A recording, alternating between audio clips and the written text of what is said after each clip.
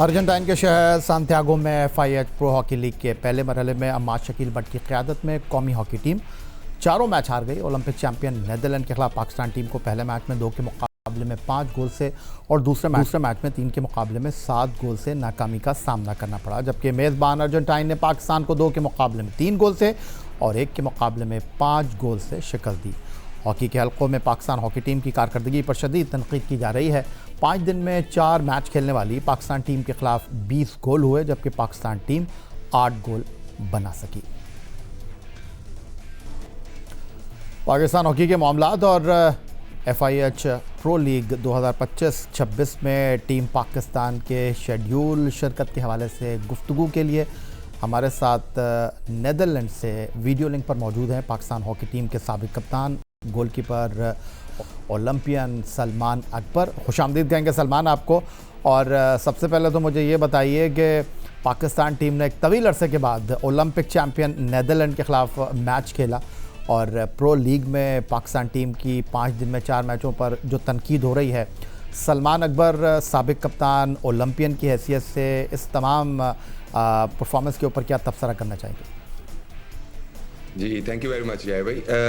या भाई pro league हम सबको पता है कि एक प्राइम टूर्नामेंट है इंटरनेशनल हॉकी में, और उसमें आप टॉप टीम्स के साथ ही खेलते हैं। नीदरलैंड्स के साथ हम काफ़ी अरसे बाद खेल रहे हैं, तो यही रिजल्ट एक्सपेक्टेड थे, क्योंकि इसकी बैकग्राउंड में अगर हम प्रिपरेशन देखें, जिस तरह से जो भी स्केड्यूल रहा है पाकिस्तान हॉकी टीम का, जो पाकिस्तान हॉकी के प्लेयर्स जिन टीमों के साथ खेले में रिसेंट पास्ट में, तो एकदम से आप अगर टॉप टीम वर्ल्ड की नंबर 1 टीम है नीदरलैंड्स, तो उसके साथ ये एक्सपेक्टेड था कि रिजल्ट हम वहाँ ये नहीं कह सकते थे कि वो जीतेंगे। तो आई थिंक एक पहली लेग थी प्रो लीग की पाकिस्तान के लिए। अब पाकिस्तान हॉकी प्लेयर को भी, पाकिस्तान के कोचिंग स्टाफ को भी ये ज़रूर अब अवेयरनेस हुई होगी कि इंटरनेशनल जो टॉप टीम्स हैं इंटरनेशनल लेवल पे, उनका जो वहाँ पे अब क्या स्टैंडर्ड है, वहाँ पे क्या क्वालिटी जो है अब देखने को मिलती है, और किस किस्म की क्वालिटी के साथ अब आप कम्पीट करने जा रहे हैं। सलमान, ये तो आपने एक हकीकत पसंदाना गुफ्तगू की है, लेकिन अगर पाकिस्तान के हॉकों में हम बात करें, फॉर्मर ओलंपियंस की हम बात करें, तो बहुत सारे लोगों का ख्याल ये है कि हुकूमत पाकिस्तान की जानिब से ये 25 करोड़ रुपए जो हैं वो वक्त और पैसे का ज़िया है, और टीम आलमी सतह की टीमों से खेलने के लिए तैयार नहीं है। क्या आप इस राय से, तनकीद से इत्तेफाक करते हैं? यही भाई देखें, इसके पीछे 2-3 एलिमेंट्स हैं। प्रो लीग में जो हमारी पार्टिसिपेशन है, वो हम कह सकते हैं कहीं ना कहीं से हमें wild card entry kind of जो है पार्टिसिपेशन हमें मिली, क्योंकि हम नेशन कप में से हमने प्रो लीग के लिए क्वालिफाई नहीं किया था। तो इससे ये पता चलता है कि पाकिस्तान हॉकी फेडरेशन की कोई प्रिपरेशन फोरहैंड नहीं थी कि हम नेशन कप जीत जाएंगे और हम क्वालिफाई करेंगे प्रो लीग के लिए। तो वो एकदम से मेरे ख्याल में इन पे जो बोझ पड़ा है, और फिर जो गवर्नमेंट ने 25 करोड़ रुपया सिर्फ और सिर्फ प्रो लीग के लिए दिए हैं। प्रो लीग एक बड़ा एक्सपेंसिव टूर्नामेंट है, पूरा साल चलता है, आप almost all over the world travel करते हैं, उसके इर्द गिर्द आपकी अकोमोडेशन, खाना पीना, जो भी सारी चीज़ें होती हैं। सो स्पेसिफिकली जो बजट प्रो लीग के लिए गवर्नमेंट ने पाकिस्तान हॉकी फेडरेशन को दिया है, इस सिर्फ प्रो लीग के लिए, आई थिंक एक हैंडसम अमाउंट है। लेकिन इन्होंने जिस तरह से इतना फोर्सफुली इसको, मैं कहता हूँ कि पार्टिसिपेट किया इसमें कि हमें पैसे दें, हमने जाना है, आई थिंक ये इसको एज अ शील्ड इन्होंने इस्तेमाल किया कि हम, ताकि ये दिखा सकें कि हम प्रो लीग जैसे बड़े टूर्नामेंट, प्राइम टूर्नामेंट में भी हमारे अंडर, जब हम पावर में थे फेडरेशन में, तो हमने प्रो लीग खेली थी। पहली दफ़ा पाकिस्तान प्रो लीग में गया है। मेरे ख्याल में अगर इस तरह का, अगर जिस तरह से गवर्नमेंट से इतना ज़्यादा फोर्सफुली उनके साथ मीटिंग्स करके और उनके कि हमने प्रो लीग में जाना है, इसी तरह से अगर ये एक अच्छा प्लान अपने डोमेस्टिक हॉकी के लिए तैयार करके, कोई अच्छी सी प्रेजेंटेशन और अच्छा एक विजन मेरे ख्याल में गवर्नमेंट के टेबल पे रखते, तो गवर्नमेंट डेफिनेटली अगर उनको तब पैसे देता तो वहाँ पे इसका फ़ायदा होता था। अब ये सिर्फ पैसे,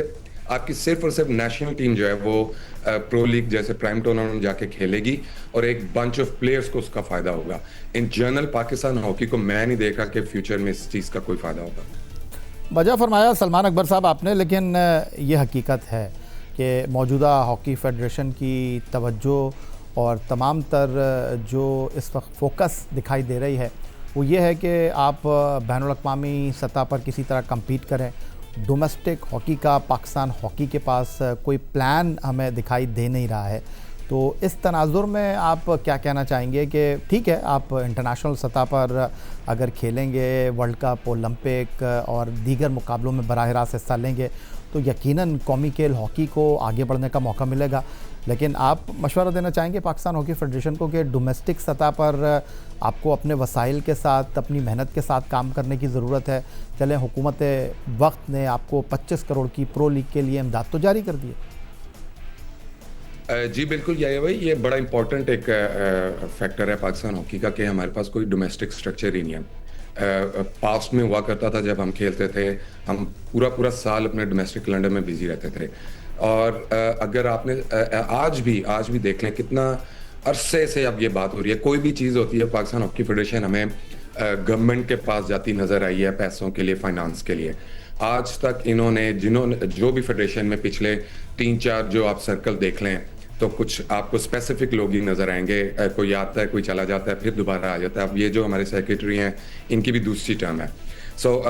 कोई इन्होंने आज तक मैंने किसी ने नहीं देखा कि इन्होंने अपना कोई खुद से रेवेन्यू जनरेट करने का कोई प्लान तैयार किया हो, उसको एग्जीक्यूट किया हो, ताकि वहां से आप रेवेन्यू जनरेट करें और फिर अपने डोमेस्टिक स्ट्रक्चर में उसको इन्वेस्ट करें। तो आप अगर देखें तो जो पीछे जो भी सेक्रेटरी रहे हुए हैं, जो एक पॉलिटिकल रिसाइकलिंग, आपको बड़े स्पेसिफिक लोग नजर आएंगे आते जाते।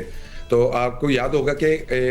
रिसेंट पास्ट में पाकिस्तान हॉकी फेडरेशन की हिस्ट्री में सबसे ज़्यादा फंड्स मिले थे, तो उन फंड्स पे भी बहुत ज़्यादा बात हुई थी, बड़ा यहाँ तक कि करप्शन जैसी बात भी हुई थी। आपको फंड्स गवर्नमेंट ने एक स्टेज पे आके दिए थे, बड़ा सपोर्ट किया था आपको, लेकिन जिस तरह से वो फंड्स मिसयूज हुए थे और अब जो एक ट्रस्ट पाकिस्तान हॉकी फेडरेशन का कंट्री में है या गवर्नमेंट के इदारों में या गवर्नमेंट इटसेल्फ, वो बिल्कुल भी नहीं रहा हुआ, क्योंकि बहुत ज़्यादा मिसयूज हुआ funds and all that. And then secondly once again के इन्होंने क्या आपने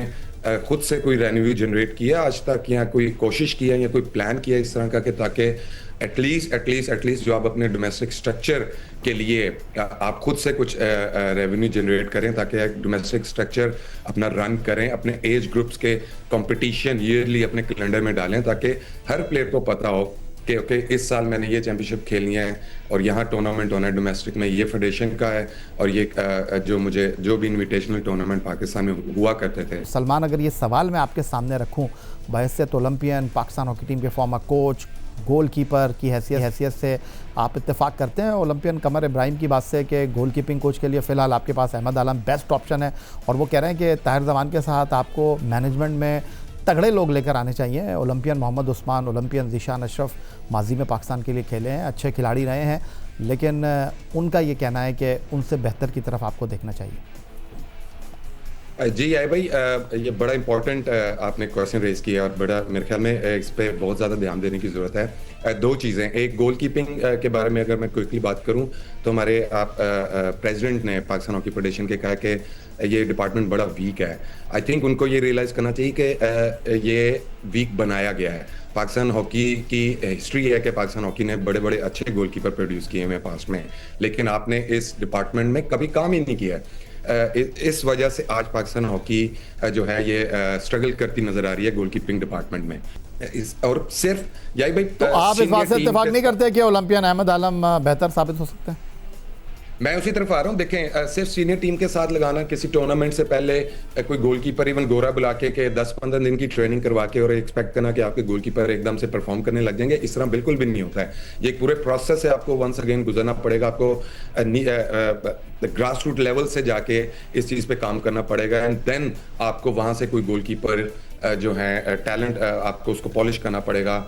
उसको एक प्रोसेस से गुजारना पड़ेगा अपनी जूनियर टीम से, सीनियर टीम से, और साथ साथ आप अपने सीनियर टीम्स जो भी आपके पास अवेलेबिलिटी आप गोलकीपर्स की है उनको ट्रेनिंग आप करवा के एक्सपेक्ट कर सकते हैं कि शायद उनके कुछ टचेस अच्छे हो जाएं और वो कहीं ना कहीं हमें थोड़ी सी सपोर्ट कर दें बड़े इवेंट में गोलकीपर्स को। तो सलमान, अगर पाकिस्तान हॉकी फेडरेशन आपको बुलाए, आप तो जापान की टीम के साथ काम करते रहे हैं, आप नीदरलैंड में इस वक्त रहते हैं, वहाँ पर आप